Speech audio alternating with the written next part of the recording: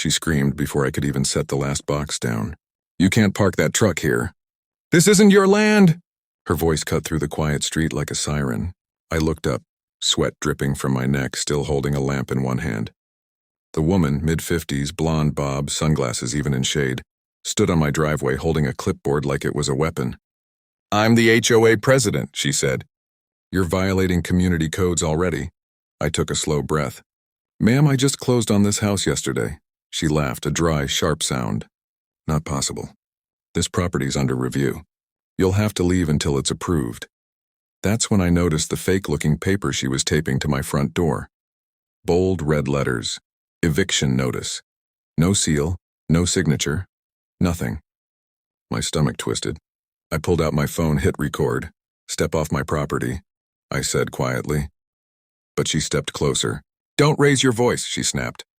"You people always think you can move in and do whatever you want." Her tone turned colder with every word. My hands tightened, but I didn't move. I'd learned patience the hard way. 12 years in the Marines had drilled that into me. I wasn't about to lose it now. Then she reached out and slapped the phone from my hand. It hit the ground, camera still rolling. "You assaulted me," she yelled instantly, staggering back like she'd been hit. "Help, someone call the cops." Neighbors peeked out from porches. Within minutes, 2 police cruisers rolled in. My heart pounded, but not from fear, more from disbelief. She pointed at me, tears that weren't real streaming down her face. "He attacked me," she cried. "He's trespassing. I want him arrested." One officer stepped toward me. "Sir, can we talk over here?" I just nodded, pointing at the phone on the ground. "Sure," I said. "But you might want to see the video first." And that's when everything started to turn. The officer bent down, picked up my phone, and hit play. The video showed everything, the fake notice, her stepping forward, her slapping the phone. The sound of her voice screaming, "He hit me," came right after the camera hit the ground. The younger cop looked at me, then at her, his jaw tightening. "Ma'am," he said slowly, "it looks like he didn't touch you." Karen's face froze. "That's edited," she blurted out. "He probably works with one of those hacker friends." Her voice cracked, desperate now. "He's not even allowed here. I'll call the HOA board." I almost laughed, but the older cop raised his hand, signaling me to stay calm. "We're not here for HOA rules," he said firmly. "We're here because you made a police report about assault. False reports are serious." Her expression changed instantly, from outrage to fear, then right back to fake confidence. "Fine," she hissed. "You'll regret this. You don't know who I am." I tilted my head. "Yeah," I said quietly. "And you don't know who I am either." That seemed to hit her. She squinted at me, confused. "What's that supposed to mean?" Before I could answer, her phone buzzed. She picked it up, turned away, whispering fast. I caught a few words. "Get over here. Make it look real. He's alone." My instincts kicked in immediately. Something about her tone, her pacing. It wasn't over.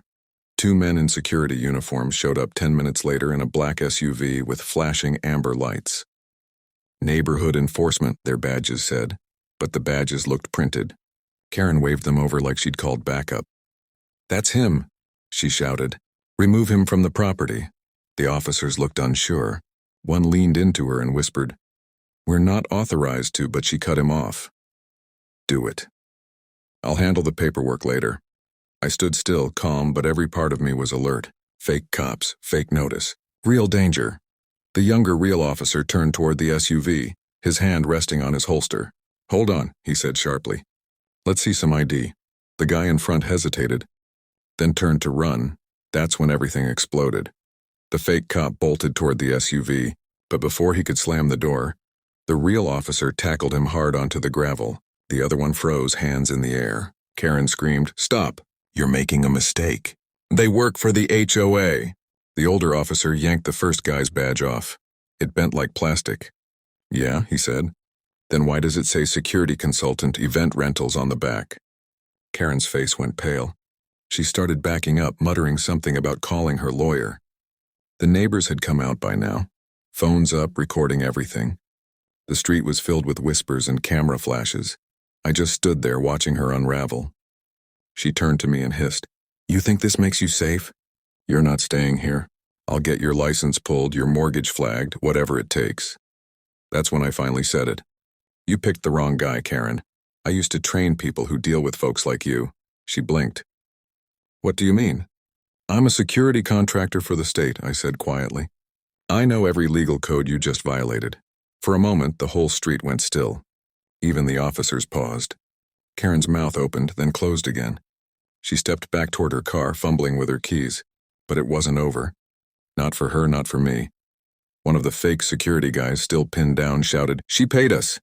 She said you were a squatter. His voice cracked under the weight of panic. The crowd gasped. Cameras zoomed in. Karen turned around, shaking her head wildly. He's lying. He's just trying to save himself. The younger officer looked straight at her. Ma'am, we're going to need you to stay right here while we verify that. She spun to me one last time. You'll regret this, she whispered. You have no idea who you're dealing with. I stared back at her, calm and steady. Neither do you. Because what she didn't know, what no one here knew, was that I had something much bigger than just that phone. Video. Something that could end her little kingdom for good. I reached down and tapped my pocket. Where the closing packet sat, deed, escrow sheet, recorded warranty deed with the county stamp. This house is mine. Recorded yesterday at 3:12 p.m., I said, holding it up so the officers could see the shiny sticker. The younger cop glanced at the stamp, then at me. His eyes narrowed. We can verify that with the clerk, he said. I nodded. Go ahead. While he was on his radio, I crouched and pointed at the house's new doorbell camera, still blinking. It started before I even moved the first box. I told the nearest neighbor. I uploaded the live feed to the cloud. It records everything. A woman from 2 doors down shouted, Yeah, I heard her on my camera too, telling someone to make it look real. Someone else passed a phone over, a shaky clip showing Karen pacing in her car, whispering into a call. Make sure they see you. Get the badge, don't forget the assault. The crowd went quiet. Karen's face crumpled. The older officer came back, hand over his radio. County records checkout, he said. This property was legally transferred. And your doorbell footage is accessible. Dispatch can pull it. He looked at Karen hard. Care to explain why you're staging this? She opened her mouth, closed it, and started to spin another story about neighborhood safety. Her voice sounded thinner now. A neighbor called out, Show us your HOA minutes, Karen. Show us the board vote you keep mentioning. Her hands trembled. She fumbled in her bag, pulled out a stack of papers, but they were stapled messily, no official seal. They're pending, she whispered. Pending review. I felt a shift in the air, like a trap that had been sprung back on her. I pulled another photo from my phone, a screenshot from a private Facebook group where Karen had bragged last week. Got 2 consultants to handle the eviction. He won't know what hit him. Her name was on the post, visible to the neighborhood. Murmurs rolled through the crowd. She tried to laugh it off, but it sounded like sobbing. Then the younger cop held up his phone. There's more. He tapped and the street heard it. Karen's voice crystal clear, telling the fake security detail exactly how to act. When he says he recorded you, make like you're hurt and call me hysterical. The single line landed like a punch. Karen's jaw dropped. She started to cry for real, or at least convincingly now, but the cameras had already caught everything. She lunged toward me, face raw. You'll pay for this, she screamed. I will ruin you. I stayed calm. You already tried, I said. You made a false report. You hired impersonators. You forged notices. The officer, who had been on the phone, closed his eyes for a beat, then said, We're taking statements. Ma'am, you need to come with us while we sort this out. Her eyes darted to the houses, to the faces, to the phones. For the first time she saw what I had felt all along. The neighborhood had turned. She stammered something about lawyers and privilege, then, like a deflated balloon, slid into the back of the patrol car. The plastic badge that had snapped off the fake security uniform lay in the gravel, ridiculous and small. As the officers drove her away, neighbors cheered softly, then went quiet. I thought about that one line I'd whispered when this started. She stormed my property during move-in, then lied to cops. It had sounded like a trashy headline. Now it felt like proof. But the last thing I saw before the cruiser's lights faded was Karen reaching into her purse, pulling out a folded paper and sliding it under the windshield wiper of her own car, a single envelope with no return address. She mouthed, This isn't over. I picked up the plastic badge and the envelope, feeling the weight of both. Inside the envelope was a business card I'd seen before. the name of a local lawyer known for aggressive HOA work. On the back, in hurried handwriting, a single number. My chest tightened. This fight was moving from the street to the courtroom. Or worse.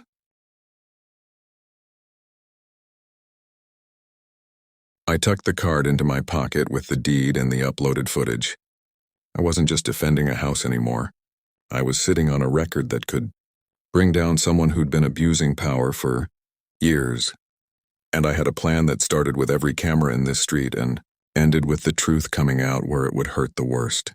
In public. Within 24 hours, the battle moved off the street and into my inbox. First came an email from a local firm, same name as the card, demanding I cease unauthorized occupancy and remove my moving truck or face immediate legal action. Then a certified letter, an emergency injunction request filed that morning, signed by a judge nobody on my block had heard of. My stomach dropped, but my hands didn't shake. I read every line twice. It was precise, fast, and ugly. Karen's lawyer claimed a pending HOA review, alleged procedural irregularities in the sale, and asked the court to freeze my right to occupy the property until a hearing. I called the number on the lawyer's card. A woman answered, crisp and cold. "We represent the association," she said. "You should vacate until this is resolved." I put the phone on speaker and said, "I have the recorded footage. I have the deed. Recorded yesterday at 3:12 p.m. I was served on my own driveway." There was a pause, then a clipped legal laugh. "Mr. Torres," she said, "we've handled tougher cases.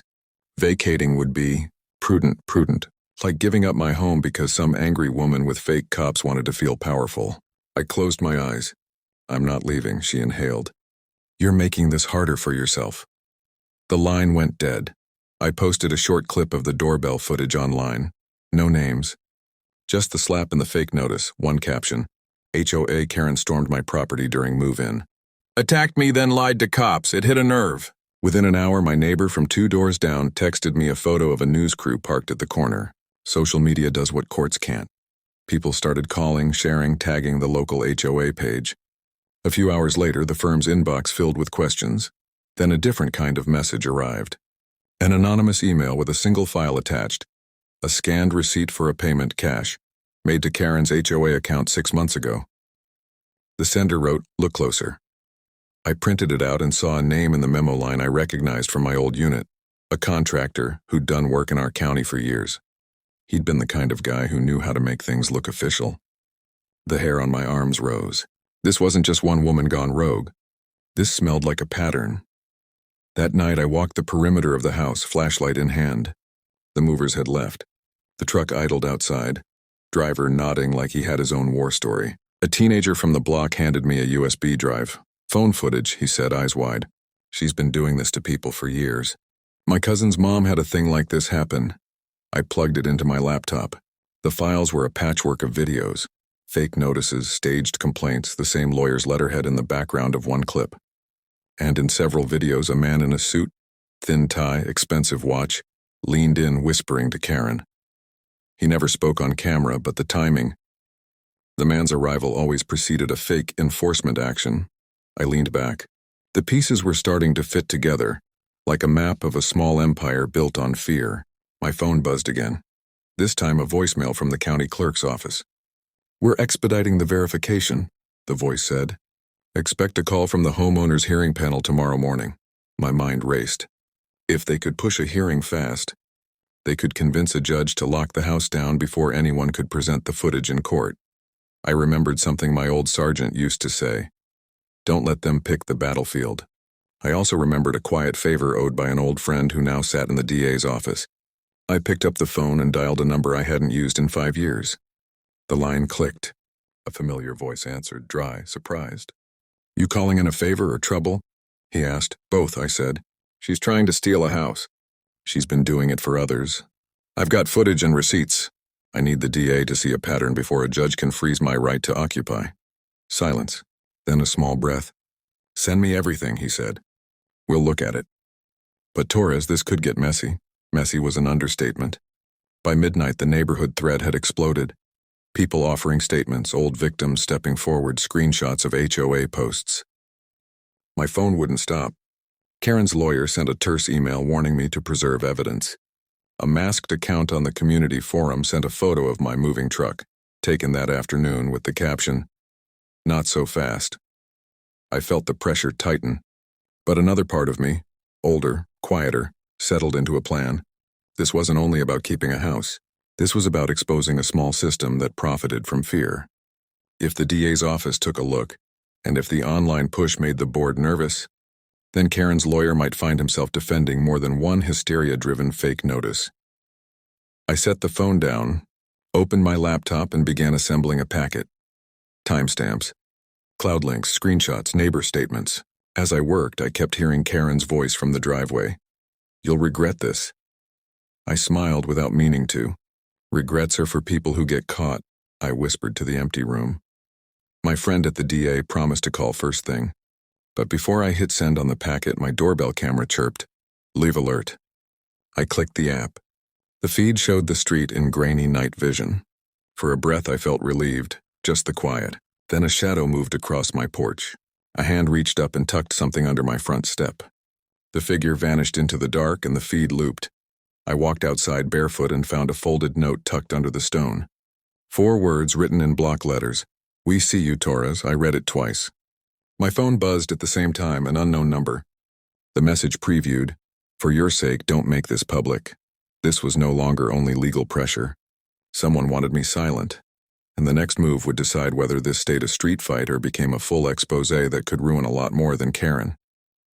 At dawn, a black SUV rolled up and my heart did a strange, steady beat. My friend from the DA's office stepped out, but he wasn't alone. Behind him were 2 plainclothes detectives and a woman with a camera and a press badge. "We couldn't wait till the hearing," he said, voice low. We smelled a pattern. The detectives moved through the street like they owned it, asking neighbors quick questions, taking notes, collecting USBs and printed posts. I watched Karen's lawyer pull into the cul-de-sac, suit stiff, swagger like he was delivering doom. And before he could get to my front step, one detective clipped a handcuff to his wrist.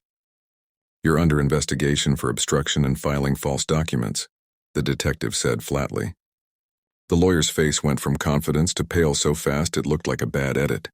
He stammered about a mistake, about clerical error, but the camera woman kept rolling. Then a shout came from down the block. One of the detectives had opened a case folder and found a bank slip tying the suit man to cash payments for consulting that matched dates of fake notices. Karen, who'd been watching from her car, slid out and ran toward us screaming that it was all a setup. The DA stepped in front of me and looked straight at her. "We have enough to hold several people overnight," he said. Karen's scream cut off as the cruiser lights painted the houses blue. For a second, everything felt like it would end cleanly, like the courthouse would fix it all. But then my phone buzzed with a new email, an attachment labeled, "Court Order, Emergency Seizure." I opened it and froze. The document looked official. Judge's seal, docket number, full legal language. It ordered immediate seizure of the property, pending fraud investigation. But something was off. The header was blurry, the signature too perfect. My friend from the DA leaned over my shoulder, eyes narrowing. "That's not our court stamp," he muttered.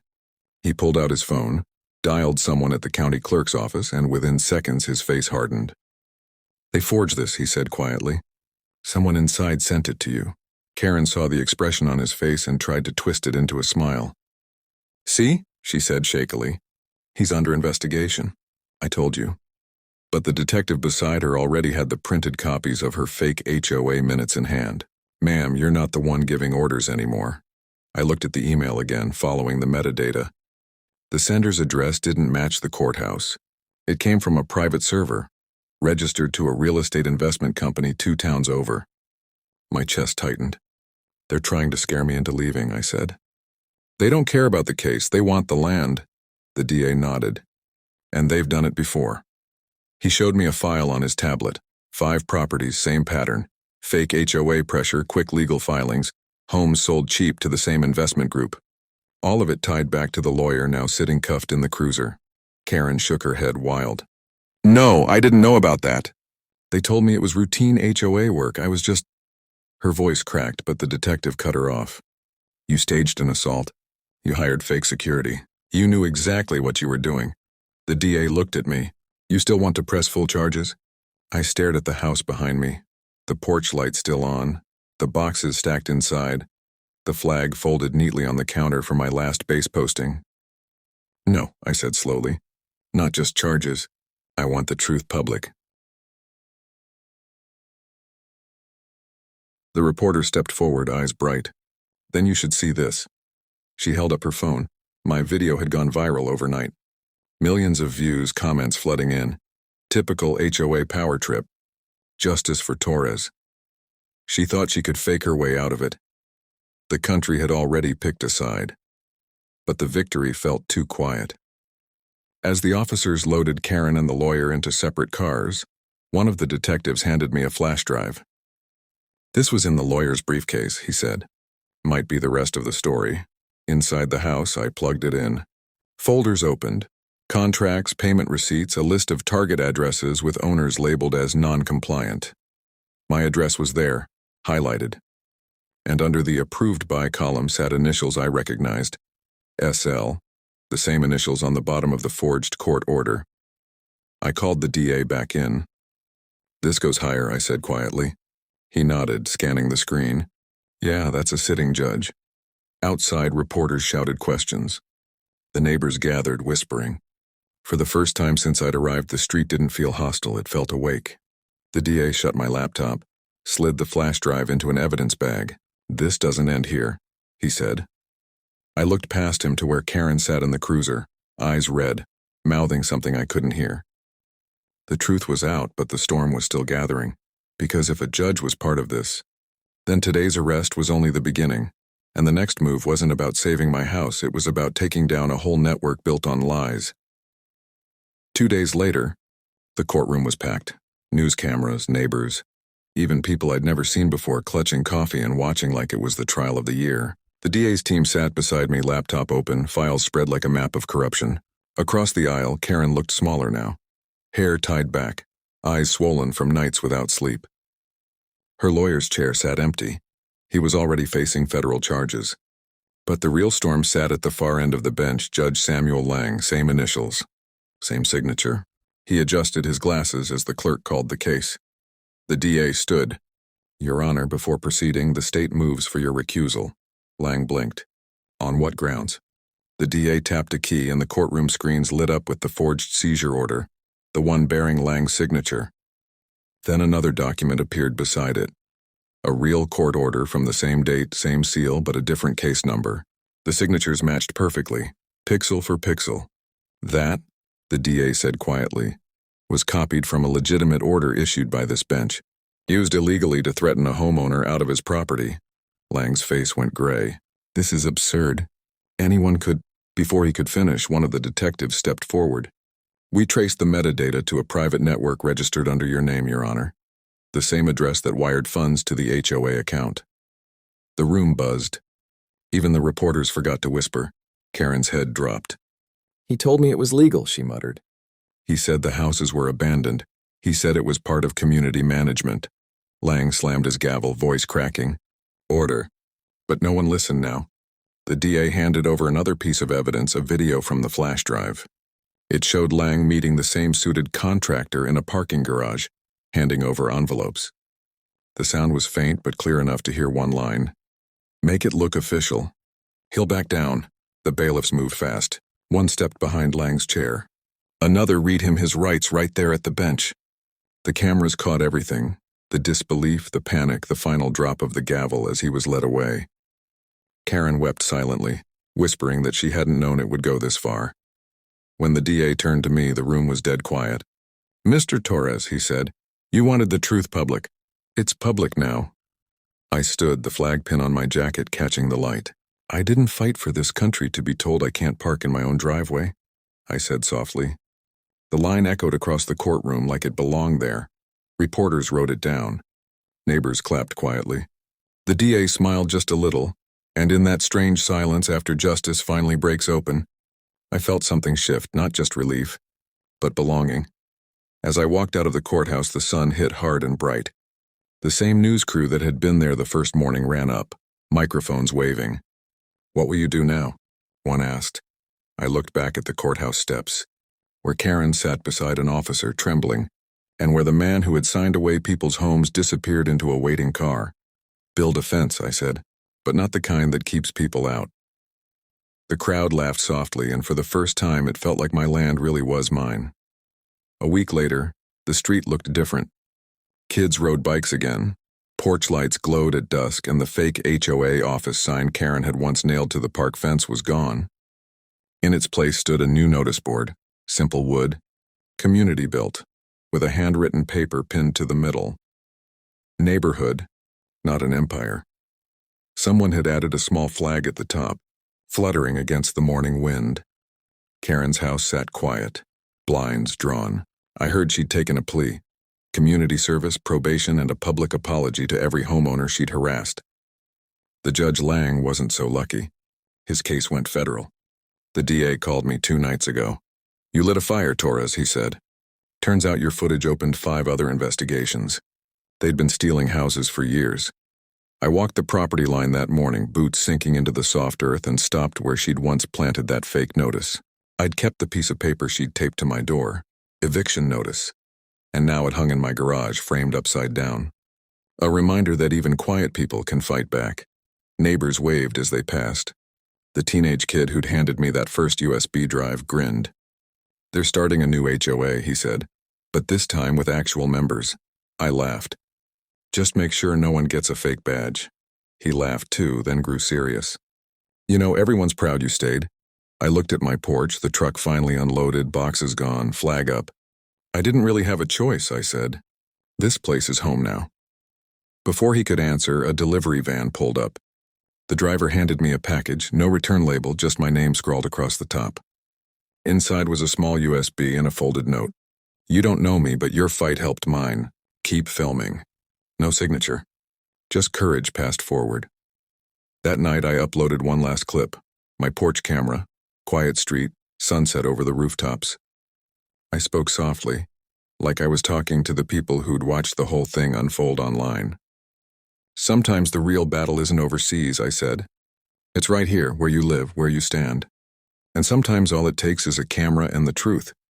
The video went viral again, but this time it wasn't about outrage, it was about hope.